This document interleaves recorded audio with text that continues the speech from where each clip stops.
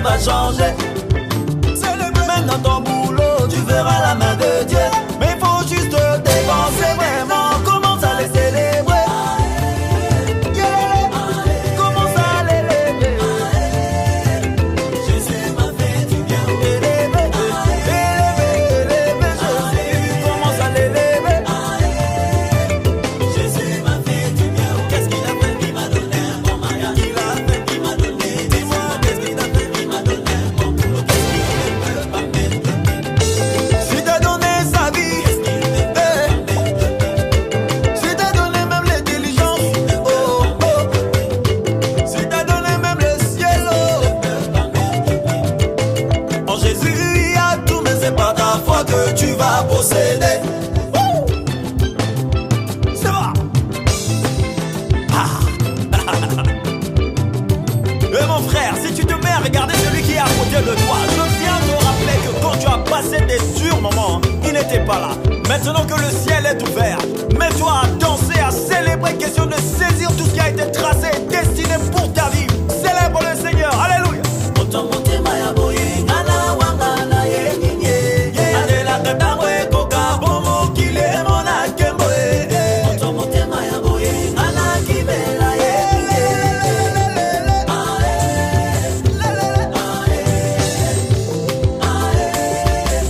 Jésus m'a fait du bien. Célébrer.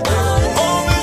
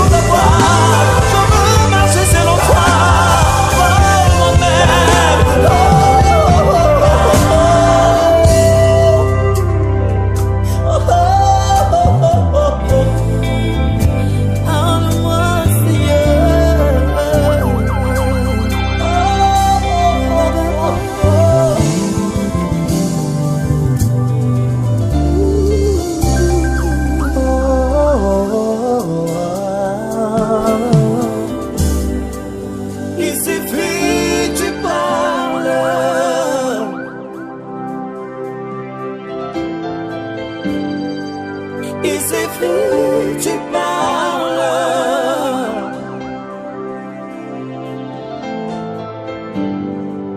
Il suffit, tu dis un mot, juste un mot. Il suffit, tu parles.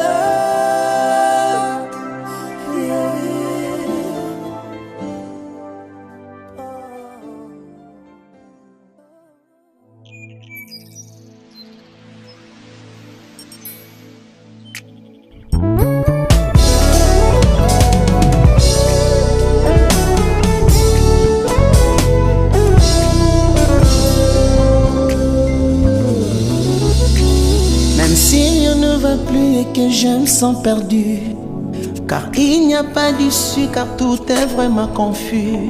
Je peux compter sur Adonai, j'ai mis ma foi en toi, Adonai. Malgré les pressions, malgré les oppositions, malgré des limites, malgré tout ce que je vois, je peux compter sur Adonai. Je mets ma foi en toi, Adonai. Même si rien ne va plus et que je me sens perdu, car il n'y a pas d'issue, car tout est vraiment confus. Je mets ma foi en toi, Jésus. Je peux compter sur toi, Jésus. Malgré les pressions, malgré les oppositions, malgré des limites, malgré tout ce que je vis, je peux compter sur Adonai. Je mets ma foi en toi, Adonai. Adonai, j'y arriverai. Quoi qu'il arrive, j'y arriverai. Oui, j'en suis sûr, j'y arriverai. Mon Adonai, j'y arriverai. Adonai, j'y arriverai. Quoi qu'il arrive, j'y arriverai. Oui, j'en suis sûr, j'y arriverai. Mon Adonai, j'y arriverai.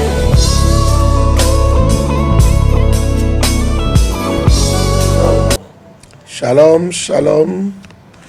Shalom bien-aimés, que Dieu vous bénisse abondamment. Que Dieu vous fasse du bien. Que Dieu vous fasse grâce. Waouh, on est finalement chez vous.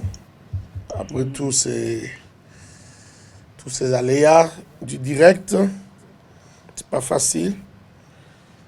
Un peu en retard, mais je crois que ça va aller. Que Dieu nous fasse grâce ce soir, que nous puissions enfin terminer à parler des conséquences des déceptions amoureuses. Après ça, vous savez qu'on doit parler maintenant de comment sortir des déceptions amoureuses. Nous étions dans Genèse chapitre 29, tous les chapitres 29 de Genèse, si vous voulez.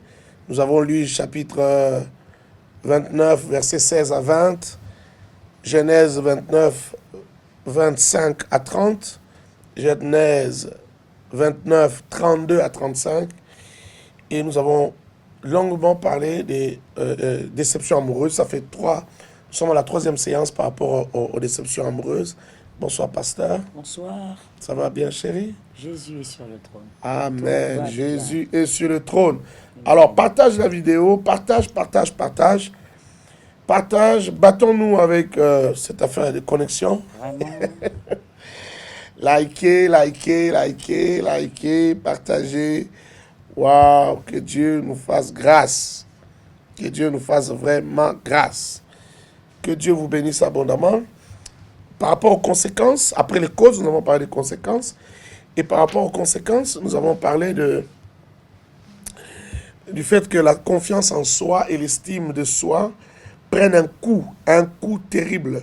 Vous avez maintenant des doutes, vous avez désormais des doutes par rapport à vous-même, vous ne croyez plus en vous-même, vous doutez de vos capacités, vous doutez de votre beauté, vous doutez de votre relation, vous doutez de tout. Pourquoi vous doutez? C'est parce que justement, la déception vous a détruit. Nous avons longuement parlé de ça la fois dernière. Nous avons parlé aussi de l'avenir en amour des personnes victimes de déceptions amoureuses est fragile, très fragile. car leur vision de l'amour est abîmée. Leur vision de l'amour a subi un coup. Leur vision de l'amour est devenue tronquée, erronée. Et nous avons parlé de choses, beaucoup de choses là-dedans. Les déçus ne croient plus beaucoup.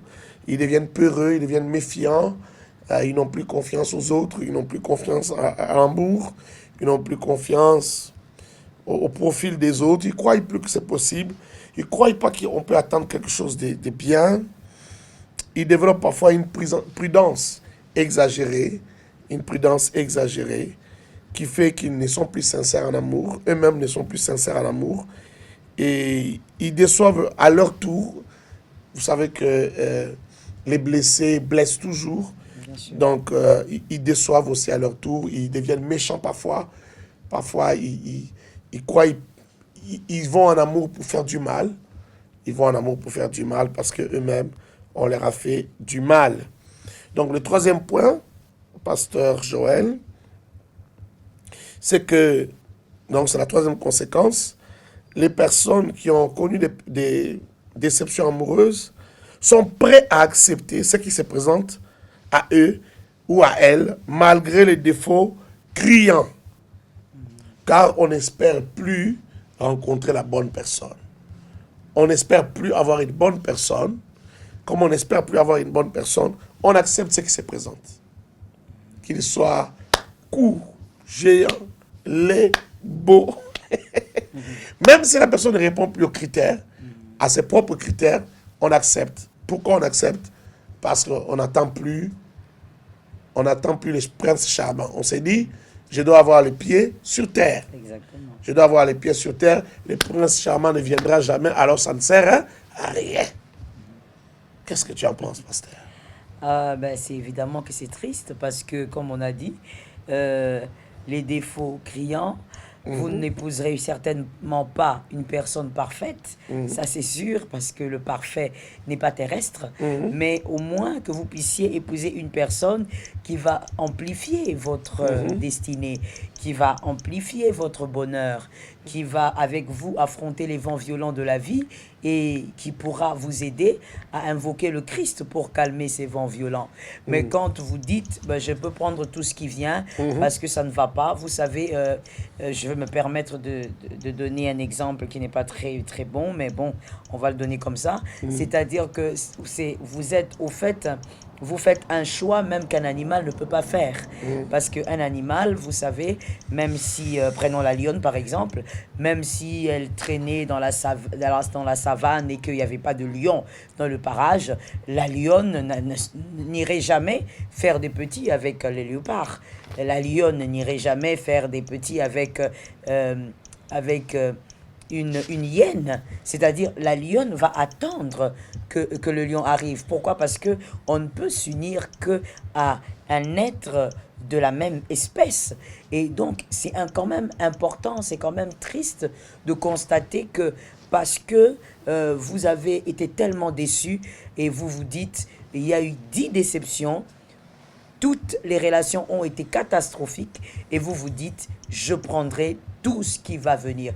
Non, vous ne pouvez pas prendre tout ce qui va venir parce que vous n'êtes pas n'importe qui. Vous ne pouvez pas prendre tout ce qui va venir parce que vous êtes unique. Vous devez réussir votre vie, votre destinée avec la personne qu'il faut.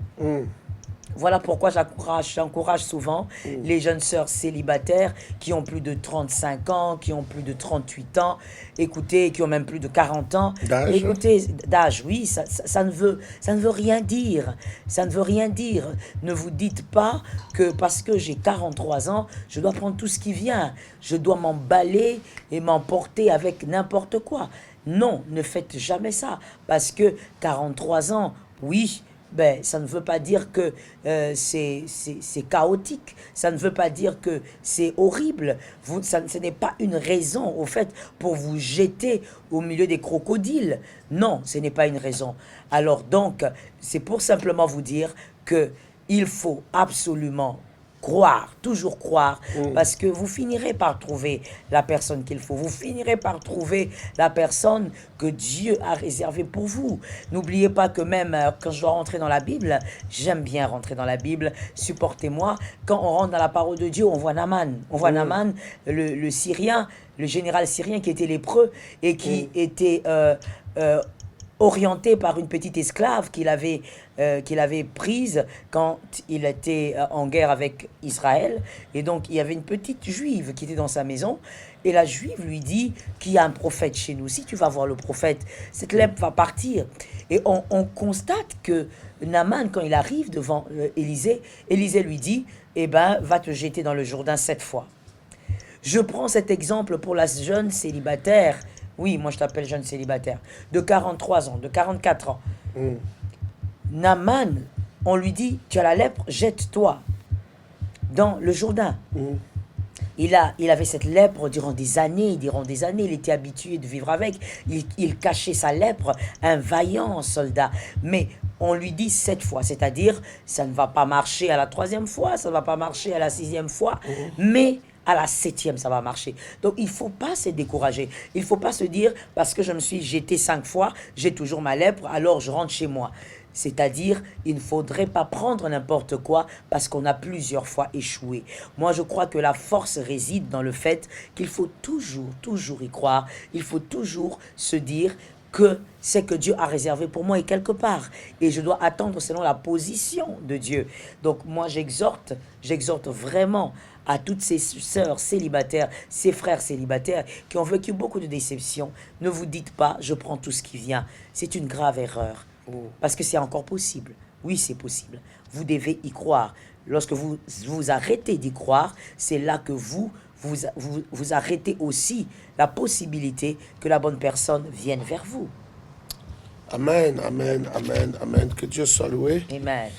Que Dieu soit loué, que Dieu soit loué. Donc, prêt à accepter, et ça, c'est une conséquence quand même assez néfaste. Oui. Prêt à accepter tout ce qui vient. Tout ce qui vient. Tout ce qui vient. On s'est dit qu'on n'a pas de choix, on s'est dit qu'il n'y a pas mieux. On s'est dit que ça ne sert à rien de rêver. Exactement. C'est quand même dommage. Et voilà, ça arrive, ça peut arriver à tout le monde, de déception amoureuse. Même si ça vous arrive, ne vous dites pas qu'il y a mieux. Il y a toujours mieux. Il y a toujours mieux. Il y a toujours mieux. Il ne faut pas se dire que c'est fini. Il ne faut pas se dire que c'est fini. Il y a toujours mieux. On prend la 4e conséquence. On a l'impression, et cela devient une forte conviction, que ceux qui semblent vivre le bonheur, ou la joie dans une relation amoureuse, ou le mariage, ou un mariage heureux, vendent simplement de l'illusion. Donc on s'est dit, ils sont simplement en train de vendre l'illusion. Oh là là. Ça n'existe pas. Le bonheur là n'existe pas. La joie là n'existe pas. Ils font semblant de réussir. D'être heureux. Et d'être heureux. Ils font semblant de réussir. Ils font semblant d'être heureux. Mais ils vivent dans les mensonges. Donc on a développé un défaitisme. Un défaitisme qu'on embellit, qu'on nourrit soi-même. Tu développes tellement un défaitisme et tu te dis, ces gens qui font semblant d'être heureux là, qui se touchent, qui marchent bras dessous, bras dessus, qui se font des compliments, qui s'appellent chérie, bébé, ma douce, ma je sais pas quoi, ma sucrerie, mon lapin, ma lune de miel, je sais pas. Tout ce qu'ils se disent là, ce sont des semblants. Alors, on est dans une bulle de défaitisme, on n'y croit plus. On n'y croit plus. On s'est dit, non, arrêtez-nous ces histoires-là. Et c'est la déception qui vous a amené à ce genre de conséquences. Alors, pasteur, qu'est-ce que tu en dis? Quand vous êtes malade physiquement, c'est pas parce que vous êtes très mal que vous ne croyez pas en la guérison. C'est pas parce que vous êtes très mal que vous ne croyez pas que vous pouvez guérir que ça peut aller. Et d'ailleurs, même pour ceux qui ne prient pas, vous allez constater que quand ils sont malades, ils vont à l'hôpital. Donc, quelque part, ils croient en la guérison. C'est la même chose. C'est-à-dire, il faut arrêter de vous dire que parce que ça n'a pas marché chez moi, ce qui marche n'existe pas. Ça existe. Ce n'est pas parce que vous n'avez jamais vu de vos yeux $1 million que ça n'existe pas. Ça existe. Il y a des gens qui manipulent 1 million. Donc, c'est ça, au fait, la réalité de la vie. Même si vous avez vécu des déceptions, n'entrez pas dans cette illusion. N'entrez pas dans ce mensonge. C'est un mensonge du diable. Et j'aimerais que quelqu'un refuse énergiquement le mensonge du diable. C'est Jésus-Christ qui est vainqueur, le diable est un menteur. C'est-à-dire, ne vous laissez pas duper par les déceptions enchaînées que vous avez vécues. Ça n'a pas marché parce que vous n'avez pas rencontré les bonnes personnes. Amen. Ça n'a pas marché parce que ce n'était pas compatible. Ça n'a pas marché parce que vous n'étiez peut-être pas adapté face à une certaine relation. Ça n'a pas marché peut-être parce que vous n'étiez pas assez mûr, assez mature, assez prêt, assez prête. Trouvez une raison pour laquelle la relation n'a pas marché. Parce qu'en réalité, il y a une raison. Mais ne dites pas que le bonheur que les autres vivent ou que vous voyez, que vous percevez chez les autres est une fabrication. Non, le bonheur existe, sinon on dirait l'amour n'existe pas. Amen. Et si on dit que l'amour n'existe pas, c'est-à-dire que Christ n'existe pas. Parce que Christ est amour. Christ est amour et il nous permet par sa grâce de vivre dans un foyer malgré le vent violent, mais de vivre beaucoup plus de temps de paix et de savoir comment gérer le vent violent. Parce qu'au fait, la maturité, ou plutôt, on va dire, le bonheur terrestre en Christ n'est pas un bonheur parfait, mais c'est un bonheur qui est capable de gérer les moments difficiles. C'est ça le véritable bonheur, au fait. Le bonheur terrestre, je veux dire. Tant que nous sommes sur terre, notre bonheur en Christ nous permet de gérer les moments difficiles, de gérer le vent violent, de gérer ces moments compliqués. Mais ce bonheur existe. Ce bonheur est possible. De trouver une personne qui est compatible, qui va prier avec vous, qui va aimer Dieu avec vous, Amen. qui va faire croître votre foi et avec qui vous allez vous ajuster. C'est-à-dire, il y aura des moments d'incompréhension. Mais c'est ça même l'ajustement. Vous voyez, vous avez déjà essayé d'ajuster 2 pièces. Vous avez déjà essayé de prendre 2 pièces et de les ajuster. Et vous allez constater que quand vous essayez d'ajuster 2 pièces ou 2 boulons, vous essayez de le mettre ensemble, vous allez remarquer que ça ne va pas se mettre ensemble du coup. Mais vous devez prendre du temps pour essayer de réfléchir, faire tourner votre cerveau. Et finalement, vous allez constater que paf, ça marche. Vous avez peut-être pris 15 minutes, peut-être 20 minutes pour ajuster, mais finalement, l'ajustement a marché. Quelqu'un d'autre dirait, après 1 minute, non, ça ne s'ajuste pas. Et jetterait peut-être les 2 boulons. Quelqu'un d'autre dirait, non, ces pièces ne s'ajustent pas, après 1 minute. Et je les jetterais. Ça serait une grave erreur. Parce qu'au fait, ces 2 pièces peuvent s'ajuster. Mais seulement l'ajustement peut prendre un peu plus de temps. C'est ça le mariage des enfants de Dieu. C'est-à-dire, c'est un jardin d'Éden, mais un jardin d'Éden qui est malheureusement teinté de certaines imperfections parce que nous ne sommes plus dans le premier jardin d'Éden. Et donc, mais vous devez croire que même après toutes ces déceptions, le Seigneur peut vous accorder la personne avec qui vous allez cheminer dans la paix, dans la joie. Ne soyez pas défaitiste parce que ça n'a pas marché hier. Vous savez, si à chaque fois on devrait être défaitiste parce que ça ne marche pas, on ne ferait rien.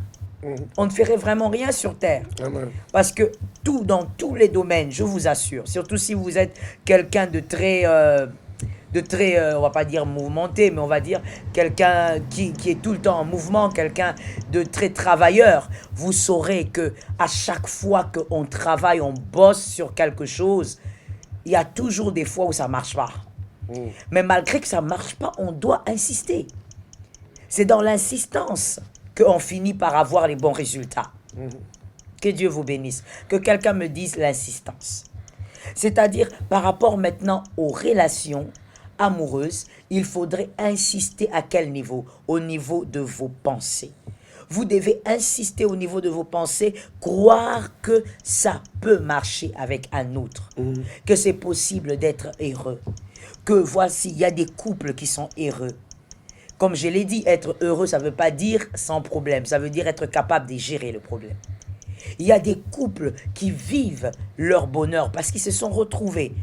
Moi, j'ai l'habitude de dire, un homme qui épouse une femme, la femme en tout cas de sa vie, Ce n'est pas l'homme qui s'est seulement limité à chercher la femme, mais c'est l'homme qui a retrouvé sa femme. Parce que, rappelez-vous, la femme sort de la côte de l'homme. Donc, en réalité, elle était à l'intérieur avant d'être à l'extérieur. Donc, au fait, quand, monsieur, vous rencontrez la femme de votre histoire, vous l'avez retrouvée. Et donc, à chaque fois qu'une relation n'a pas marché, dites-vous que vous n'avez pas trouvé la femme, vous n'avez pas retrouvé votre épouse, mais c'est possible de la retrouver. Et donc, il faut y croire. Quand on n'arrive plus à y croire, c'est là qu'on tombe sur n'importe quoi, sur n'importe qui, et vous arrivez même à épouser l'homme qui n'est pas le vôtre, la femme qui n'est pas la vôtre, et finalement, c'est le désastre. Vous risquez de dire, voilà, je savais que je n'allais jamais trouver la bonne personne. Non, le problème, c'est que dès le départ, vous n'y croyez pas. Quand on n'y croit pas, on ne peut pas avoir des bons résultats. Vous devez sortir de ce mensonge qui rime à dire, qui rime à vous faire croire que parce que ça n'a pas marché, le bonheur que vous voyez auprès des autres n'est que création, n'est que fabulation. Illusion. Non, pas du tout. Ce n'est pas une illusion. Le bonheur est aussi pour vous. Mais vous devez guérir de cette déception et vous dire que vous pouvez trouver l'amour aussi sur votre chemin. Je crois que la vie est faite de tellement de déceptions, Oui, maman, oui. qu'on est entouré de gens malades. C'est vrai, c'est vrai. Et beaucoup de gens sont malades sans savoir vraiment qu'ils sont malades. Oui, Et surtout dans nos sociétés africaines, je ne sais même pas si on a assez de psychothérapeutes, des gens qui peuvent vraiment nous aider.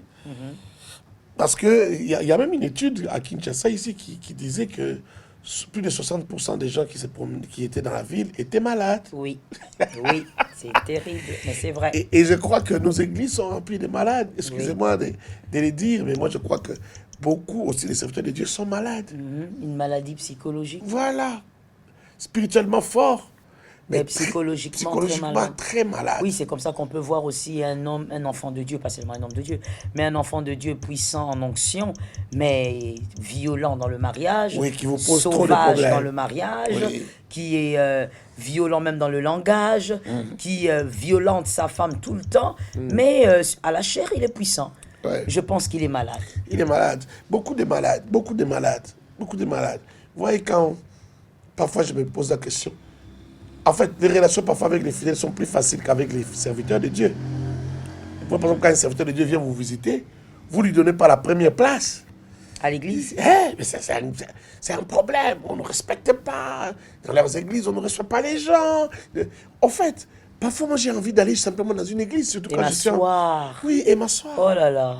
Je me rappelle quand souvent j'allais en mission de service pour aller enseigner à l'intérieur du pays.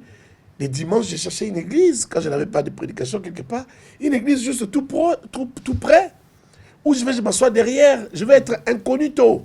Exact. Je vais pas qu'on sache c'est qui.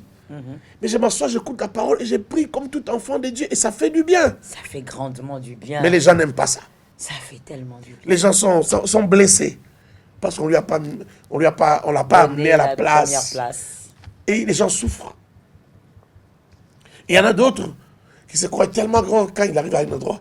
Il ne faut pas seulement qu'on lui donne une place, il faut qu'on lui donne aussi la parole. Il faut qu'il dise quelque chose. Qu'il salue le peuple de Dieu. Si vous ne faites pas ça, vous ne l'avez pas honoré. Vous l'avez diminué. Vous ne l'avez pas honoré. Et il y a beaucoup de gens qui sont blessés par ça. Mais pourquoi tu as besoin qu'on te donne une gloire? Pourquoi tu as besoin qu'on t'honore Pour combler un déficit. pour combler un déficit? Ouais, certainement. Honore-toi toi-même au fond de toi. Quand tu te regardes au miroir, tu t'honores, ça suffit. Et tu as tellement faim. Ton âme est affamée de gloire. Ton âme est affamée d'honneur. Ce sont des signes qu'on est malade. Oui, oui. Ce sont des signes qu'on est malade, ce sont des signes qu'on souffre. Et on souffre sérieusement. Exactement. Sérieusement. Et dans les mariages, il y a aussi beaucoup d'autres signes. Vous voyez une femme qui ne se sent pas aimée, alors que son mari fait tout, lui donne tout, pour qu'elle se sente aimée, mais elle ne se sent pas aimée. Pourquoi elle ne se sent pas aimée? Elle ne se sent pas honorée, elle ne se sent pas respectée, simplement parce qu'elle est trop malade, le déficit est criant, le trou est béant. Le trou est profond. Alors tout ce qu'on fait s'écroule lorsqu'il y a juste une petite inattention. Et là, on vit avec une personne malade et c'est pénible, ça fait souffrir. Ce mariage ne tient qu'à un fil. Oui. Et chaque jour sont des disputes. Pourquoi quand elle est venue, pourquoi quand on a eu des visiteurs ici, pourquoi tu n'as pas dit que je remercie ma femme pour telle chose? Pourquoi tu n'as pas dit que c'est ma femme qui a fait cette bonne sauce? Pourquoi tu n'as pas dit? Pourquoi tu n'as pas fait ceci? On doit toujours être attentionné, mais à l'excès, attentionné à l'excès. Si c'est la femme d'un pasteur, le pasteur doit toujours dire à la congrégation, c'est ma femme qui a fait ça, c'est ma femme qui a dit ci, c'est ma femme qui a fait ça. Il faut, à chaque fois qu'on donne un peu d'honneur au pasteur, qu'on donne ce même honneur aussi à maman. Sinon, on ne l'a pas honoré. Sinon, on ne l'a pas respecté. Sinon, on l'a ignoré. Ce sont des signes de maladie, maman. Qu'est-ce que tu as à dire là-dessus? Je pense que voilà pourquoi justement, avant d'épouser une personne, il faut passer par un temps d'observation et ensuite les fiançailles. Mais avant les fiançailles, il faut d'abord passer par un petit temps d'observation. Parce qu'une personne malade comme ça, je crois qu'elle a besoin de rencontrer une personne qui découvre cette maladie et qui est capable de patienter avec elle, qui est capable d'avancer, de cheminer avec elle dans la patience, mais l'amener à une certaine guérison. Mais cette guérison, comme elle ne sera pas directe, il faut donc qu'une personne patiente soit auprès d'elle. Voilà pourquoi il est important de savoir que ce n'est pas parce qu'un homme est très gentil, qu'une femme est très serviable, qu'elle est forcément votre épouse ou qu'il est votre époux. Parce qu'il peut être très gentil, mais être malade. C'est-à-dire être psychologiquement malade, être celui qui a un grand problème d'estime de soi. Donc, il revendique toujours encore et encore un peu plus d'amour, un peu plus d'attention, un peu plus de présence. Et si vous, en tant que femme, vous n'avez pas encore découvert que c'est le problème de cet homme, vous allez vous jeter dans le bras d'un homme très gentil, mais qui va vous montrer cette facette un peu plus tard dans le mariage. Et vous n'allez pas le supporter si vous n'avez pas assez de patience pour aider cet homme et conduire cet homme vers une guérison. Pas seulement le soutenir en prière, mais l'aider aussi par rapport à ce déficit, à ce manque qu'il ressent en lui. Donc c'est important d'observer la personne que vous allez épouser. Vous savez, lorsqu'on rentre dans la parole, on voit que Adam, il a dit, voici cette fois celle, l'os de mes os, chair de ma chair. Ce poème que nous aimons tous n'émane pas d'un homme amoureux seulement. Ça émane d'un homme amoureux mais observateur. Il a dit, elle est l'os de mes os. Comment il a su?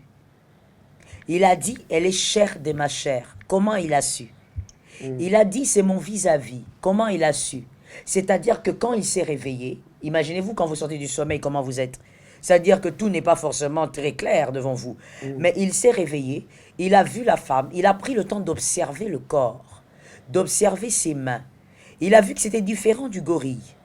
C'était différent de la guénon. Il a observé les jambes de la femme. Il a observé les orteils.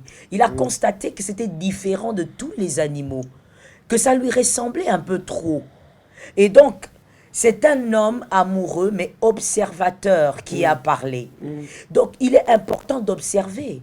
Et pendant que cet homme était en train de parler, de présenter ce poème, qui était le résultat d'une très bonne observation, la femme, elle n'était pas bavarde. La femme, elle était silencieuse. C'est-à-dire, elle aussi, elle était en train d'observer. Quand l'homme parlait, elle écoutait, mais elle observait aussi. Donc, des deux côtés, Adam et Ève ont eu le temps d'observer. Vous devez observer, prendre le temps d'analyser, d'écouter et de voir, est-ce que cette personne, est-ce qu'en elle-même, elle est équilibrée?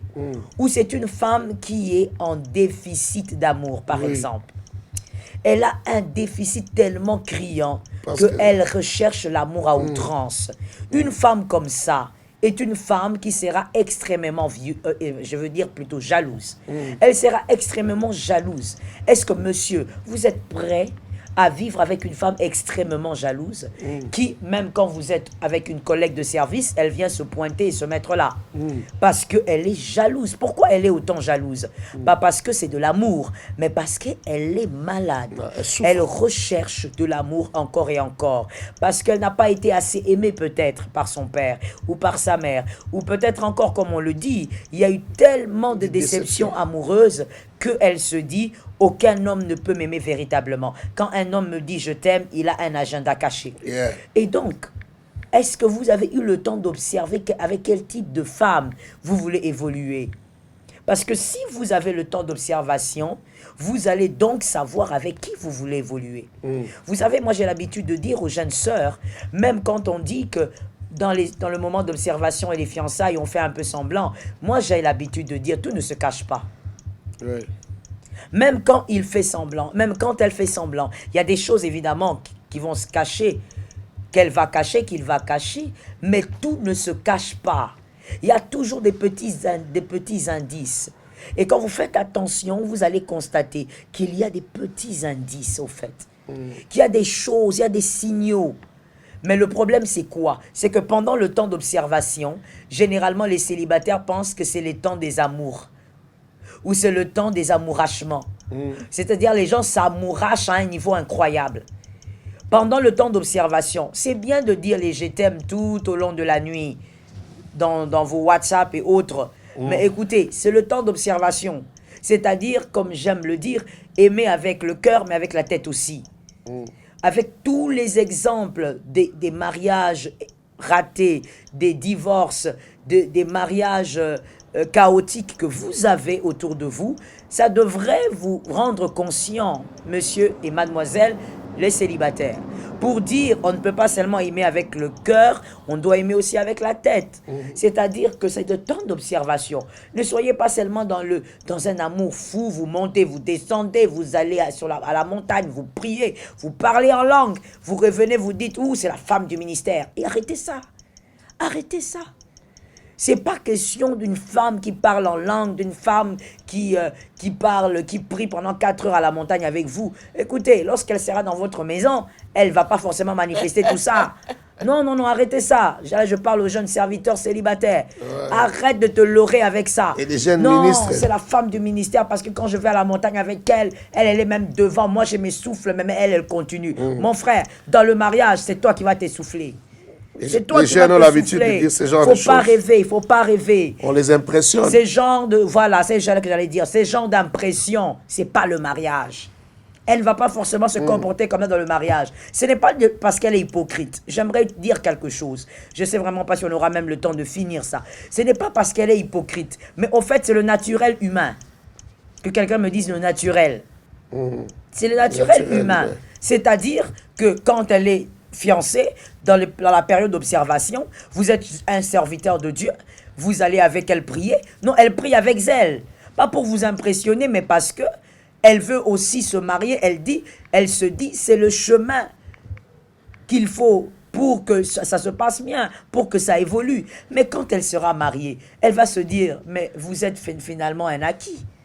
Elle ne va pas commencer à prier 5 heures pour vous avoir. Elle vous a déjà. C'est le naturel humain. Ça ne veut pas dire que cette femme est hypocrite, que cette fille est hypocrite. Non. Ça ne veut pas dire que cet homme est hypocrite. C'est le naturel humain. Et donc, n'oubliez pas que tout le zèle que vous voyez là en dehors, vous ne verrez pas forcément ce zèle dans le mariage. Donc arrêtez de vous leurrer avec ça. Ça ne doit pas être un indice pour vous solide pour dire c'est vraiment la femme qu'il faut. Je reviens à ce que je disais pour dire, vous devez donc savoir observer. Pendant le temps d'observation, ne soyez pas que dans les je t'aime. Ne soyez pas que dans les sorties. C'est ce que je constate aujourd'hui. Les jeunes gens d'aujourd'hui, quand vous vous fiancez, quand vous vous engagez pour le mariage, vous êtes dans les sorties. Tous les restos du monde, tous les restos de votre ville vont vous connaître. Vous allez vous balader sur tous les sites de promenade, tous les lieux touristiques, montants, descendants, avec toutes les tenues en pagne, en tissu uni, d'uniformes de tout genre. Pendant le temps d'observation, ma sœur, toi tu passes ton temps à mettre des uniformes. Que Jésus t'aide. C'est un temps d'observation. Observe cet homme, écoute cet homme. Quand tu vas dans sa famille, observe. Ça ne ment pas. Lui peut faire semblant, mais ses frères ne feront pas semblant. Tu n'es pas la femme de ses frères. Tu seras sa femme à lui. Donc ses frères n'ont pas intérêt à faire semblant. Sa mère ne fera pas semblant devant toi, ma sœur. Observe. Le beau-père, le futur beau-père, ne fera pas semblant devant toi. Observe comment son père vit avec sa mère. Observe, monsieur, quand tu parles à cette fille, observe. Ce temps d'observation peut révéler des choses essentielles. Je le dis encore, ça ne va peut-être pas tout révéler parce que certaines choses seront cachées, mais les choses essentielles finiront par sortir. Il y aura des signaux. Il y aura des signaux. Il y a quelque chose que j'ai beaucoup aimé, que le pasteur, le bishop Marcelo était en train de dire. Il relatait, il expliquait quelque chose sur justement les fiançailles ou la période d'observation. Il disait aux jeunes sœurs, si tu vois qu'un homme, pendant que vous êtes en train de causer, jusqu'à présent ça me fait toujours rire, vous êtes en train de causer, et pendant le temps d'observation aux fiançailles, et quand il y a juste un petit problème, il avance son bras comme voulant te gifler, mais il se retient. Ah, le pasteur Marcelo dit, attention, dans le mariage, cette main-là va arriver. Il va te taper. Et c'est vrai, ma sœur. Là, il va venir, il s'approche un peu et puis il se retient, il dit, excuse-moi, c'est parce que, voilà, la colère, moi je supporte pas la pression. Parce que tu as exagéré. Attention, ma sœur, ce sont des petites choses révélatrices. Cet homme-là finira, il a les germes de la violence. Il finira par agir sur toi. Il finira par manifester des coups sur toi. C'est pour donc dire, observez. Si vous observez bien, vous saurez voir lorsqu'une personne souffre de quelque chose au niveau de son âme. Et vous saurez s'il faut vraiment avancer ou si vous ne pouvez pas. Que Jésus nous aide. Amen. Les déceptions amoureuses sont parmi les causes de beaucoup de maladies psychologiques. Oui. Que les gens ont, des maladies même psychosomatiques, que les gens ont. Beaucoup de gens sont malades. Oui. Et c'est parmi les maladies les plus difficiles à guérir. Ah oui. Pas qu'en Afrique. En Afrique, déjà, le diagnostic, il est difficile à poser dans la plupart de nos villes. Hein? Mais ailleurs aussi, on pose des diagnostics, mais la prise en charge n'est pas évidente. Ce sont des maladies très compliquées. Hein? J'observe un peu parfois comment les psychologues, tout ça exercent en Amérique, en Europe, comment ils reçoivent les gens dans leur cabinet. Dans l'armée, il y a des psychologues partout, dans toutes les corporations. Mais parfois, quand je parle avec les gens qui ont été reçus par des psychologues, les gens intelligents disent « Je n'ai pas vu ce que les psychologues m'ont apporté. » Parfois, c'est... moi, les psychologues pleuraient même à ma place. Quand je lui raconte mon histoire, elle ou il est tellement touché par mon histoire, par ce que j'ai vu. Elle pleure. Alors que moi-même, moi, je résiste mieux que... Ça, c'est encore la manifestation de la maladie. De la maladie. Il est vraiment malade parce que là, il ne réalise même pas que c'est grave. Au fait, si l'autre pleure, c'est parce que c'est grave. Mais lui, il est allé au-delà de la limite. Au-delà, il ne sent plus la douleur. Il est devenu insensible. Insensible à la douleur. Et vous voyez parfois, quand je pose la question, bon, les mariés, vous allez voir un psychologue, qu'est-ce que le psychologue a dit? Non, les psychologues, je fais des conseils, entendez-vous. Et parfois, ça finit toujours par divorcer. Vous voyez? Donc, il y a des maladies qui sont tellement profondes dans les gens. Et ici, si on devrait vraiment poser un vrai diagnostic, beaucoup de gens sont malades. Tous ces enfants qui vont jouer dans des cimetières sur des tombes, ils sont malades. Tous ces receveurs des taxibus qui crient à longueur de journée, qui ont changé de voix, ils n'ont plus leur voix naturelle, Dieu, tout ça. Bon, ils sont malades. Tous ces chauffeurs de taxis qui prennent des histoires, des substances assez bizarres, tous les matins avant de prendre le volant, et qui font n'importe quoi sur la route. Qui ne sont pas maîtrisables, ils sont malades. beaucoup de gens sont malades. Oui. On ne peut pas imaginer ceux qui vivent dans leur foyer, dans leur famille, à la maison avec leurs femmes et leurs enfants. Voilà. Et tout ça, et parfois les causes sont justement des déceptions amoureuses. Et donc, demain nous parlerons de comment sortir de ces déceptions amoureuses, comment sortir de ces conséquences, comment sortir de ces déceptions. Que Dieu vous bénisse abondamment. J'espère que vous avez été bénis par ces laps de temps que nous avons passé ensemble. Nous voulons passer au décret. Pasteur Joël, le premier décret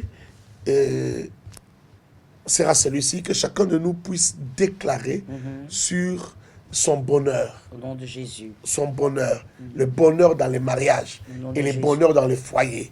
Même si tu es encore célibataire, prie déjà pour ton bonheur dans les mariages et le bonheur dans les foyers avec les enfants. Nous déclarons le bonheur au nom de Jésus. Merci Saint-Esprit pour la victoire. Je décrète, je prophétise au nom de Jésus le bonheur. Christ, toi tu es mon bonheur. Seigneur, que le bonheur que toi tu déverses, que ça se déverse sur ma famille, sur mon foyer, sur mes enfants, au nom de Jésus. Je viens, Père éternel, me lever contre tout pouvoir qui combat, Seigneur, mon bonheur. Je te rends grâce car tu me donnes la victoire. Oh, la joie de qui veut vivre, imposer l'obscurité, qui veut imposer, Seigneur, les ténèbres, qui veut imposer la tristesse, qui veut imposer le désarroi. Au nom de Jésus, je déclare et prophétise le bonheur, Père incomparable, le Dieu de mes victoires, tel je parle en ce moment. Je décrète cela en ton nom et je place cela sur le registre du temps. Ô puissant de Jacob, que ça commence à partir de ce moment, que ça commence à partir de cette minute, maintenant et tout de suite.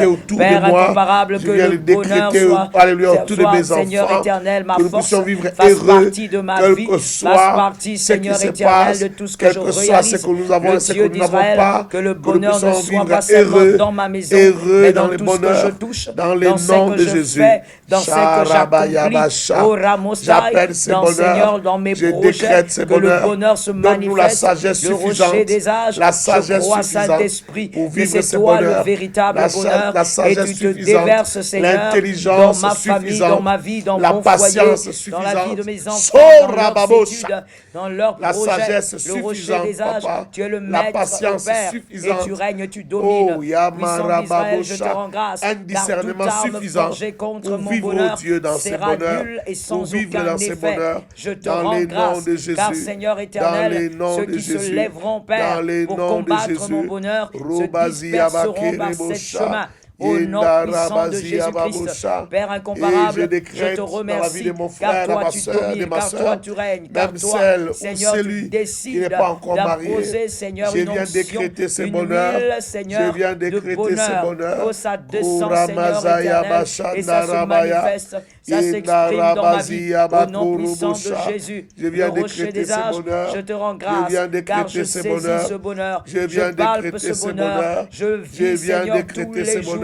Oh, Rabostaï, comme David l'a dit, le bonheur et la grâce m'accompagneront tous les jours de ma vie. Seigneur, je prends ces paroles décrétées par David. Je viens, Seigneur, m'approprier ces paroles et je dis, le bonheur et la grâce m'accompagneront tous les jours de ma vie. Ô Saint-Esprit, je viens, Seigneur, décréter que cela est mon partage. Tant que je vivrai sous le soleil, à ma gauche, il y aura le bonheur, à ma droite, il y aura la grâce. À ma gauche, le bonheur, à ma droite, la grâce. Au nom de Jésus, je le décrète, je le déclare, je le prophétise, et nul ne se tiendra devant ces paroles. Nul ne tiendra devant ces paroles. Nul ne se lèvera devant ces paroles. Nul ne viendra arracher, détruire ces paroles. Au nom de Jésus. Où que je sois, je vivrai le bonheur. Où que j'aille, je vivrai le bonheur. Même dans le désert, je vivrai le bonheur. Au nom de Jésus-Christ, Père, je le crois, que ta main puissante me couvre comme un manteau. Et je vis le bonheur, Seigneur éternel. Le bonheur qui sort de toi. Le bonheur qui provient de toi. Le bonheur qui émane de ta puissance et de ton amour. Oh, je te rends grâce pour cet amour véritable, Seigneur, qui découle découle, Rabastama, Shetemai, qui manifeste un bonheur, Seigneur, qui manifeste la grâce, le bonheur que le monde ne connaîtra jamais, le bonheur que le monde ne peut donner.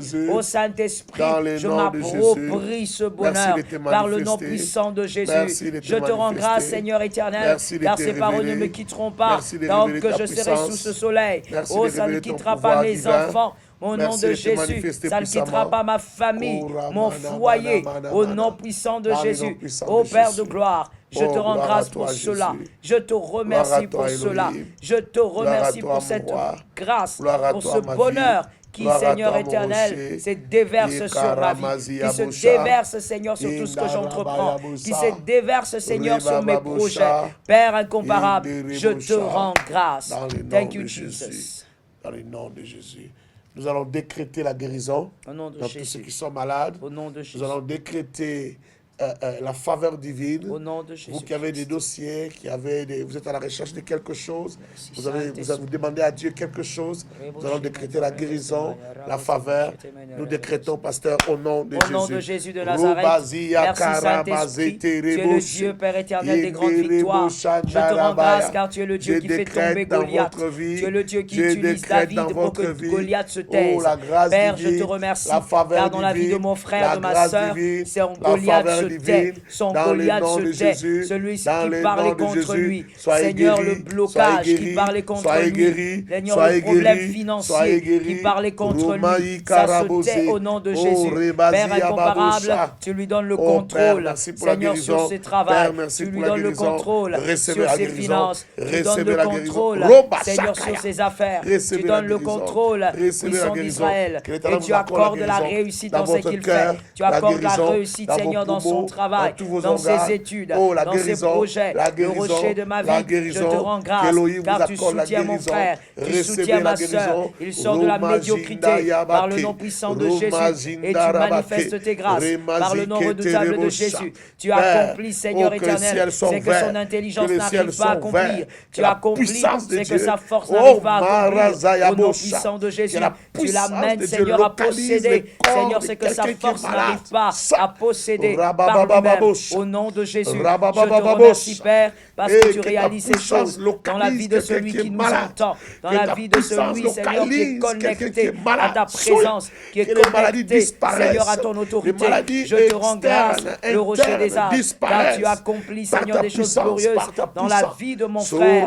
Seigneur, tu arrêtes le cycle d'échec. Au nom de Jésus-Christ, tu arrêtes, Père éternel, par ton autorité, le cycle, Seigneur, d'échec et de destruction. Au nom puissant de Jésus, je te remercie, car tu prends le contrôle de sa vie. Tu prends le contrôle, Seigneur, de son devenir. Tu prends le contrôle, Seigneur, de tout ce qu'il est en train de saisir. Tu prends le contrôle de tout ce qu'il touche. Par le nom puissant de celui qui est vivant, puissant d'Israël, je te remercie, car toi, Seigneur, tu guéris mon frère. Tu sors mon frère, ma soeur, de toute forme de maladie, de toute forme, Seigneur, de maladie héréditaire, de toute forme de maladie incurable. La parole déclare, par tes meurtrissures, nous sommes guéris. Mon frère est guéri par tes meurtrissures. Ma soeur est guérie par tes meurtrissures. Puissant d'Israël, il vit la guérison dans sa chair, dans son âme et même dans son esprit. S'il en a besoin, Seigneur, il reçoit la guérison. Père, touche mon frère par sa foi. Touche ma soeur par sa foi, que par sa foi, il vive la guérison, que par sa foi, elle saisisse la guérison totale, la régénération, la restauration, au nom puissant de Jésus. Je déclare, Seigneur, que la guérison fasse partie de sa vie.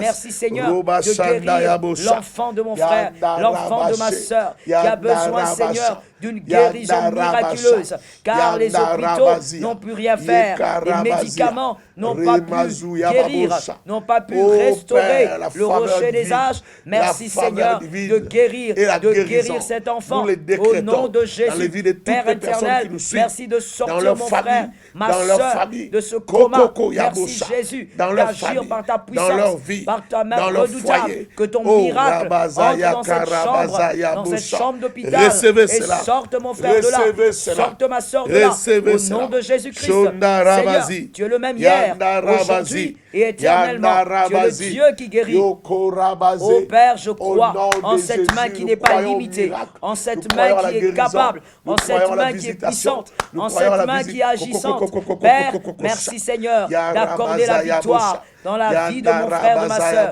la guérison miraculeuse. Puissant guerrier, je te rends grâce car cette maladie de peau quitte ma soeur, quitte mon frère, cette maladie honteuse. Quitte, Seigneur, sa chair. Il est délivré. Ô Seigneur, qu'il constate un miracle véritable, un miracle réel. Qu'il constate après cette prière que sa peau, Seigneur, commence à changer, que sa peau a reçu l'onction de la restauration, l'onction de la régénération. Merci pour cette grâce. Merci, Père, car tu le fais.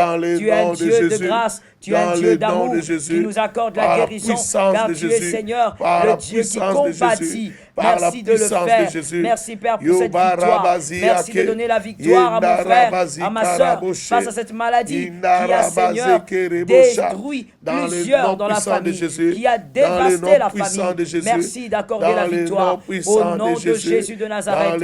Père incomparable, guéris mon frère, guéris ma soeur qui a un problème d'écoute, qui soit capable d'écouter clairement au nom de Jésus. Seigneur, merci de toucher ses oreilles. Merci de toucher ses oreilles par ton nom puissant. Merci, Père, de guérir par ton autorité. Merci de guérir par ta grâce. Le Dieu des miracles, je touche par ta puissance aux oreilles de mon frère. Que ses oreilles s'ouvrent, que ses oreilles entendent clairement. Au nom de Jésus.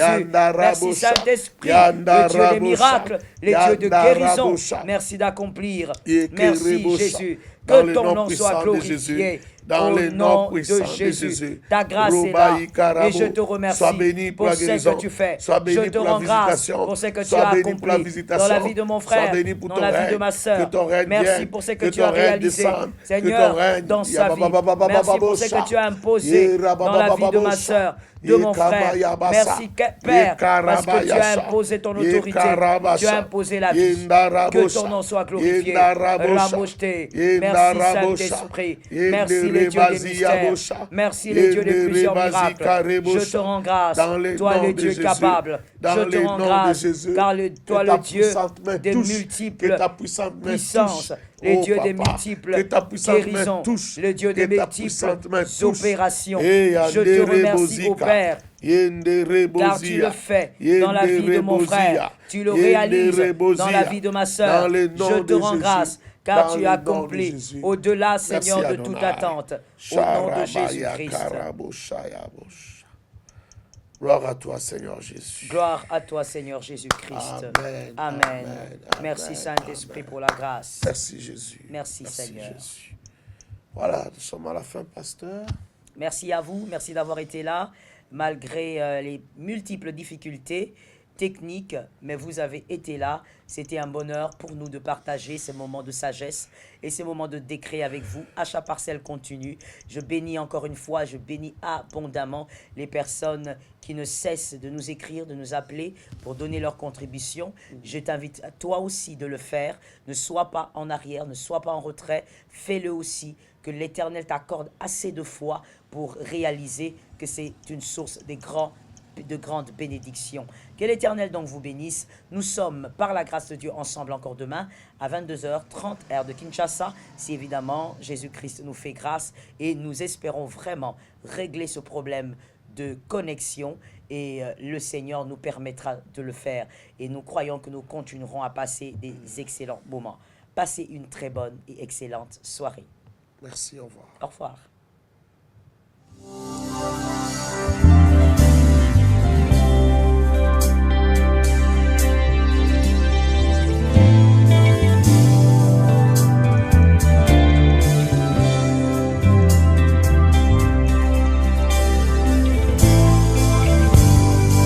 Je me tiens devant ta porte, j'attends que tu parles, attiré par ta présence.